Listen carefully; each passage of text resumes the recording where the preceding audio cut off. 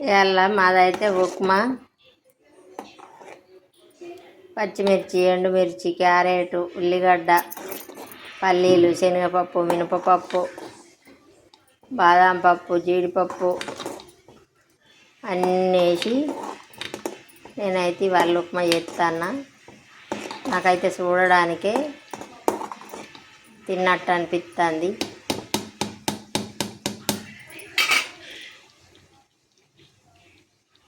మీరు ఉప్మా చేసుకుంటే ఎట్లా చేసుకుంటారు?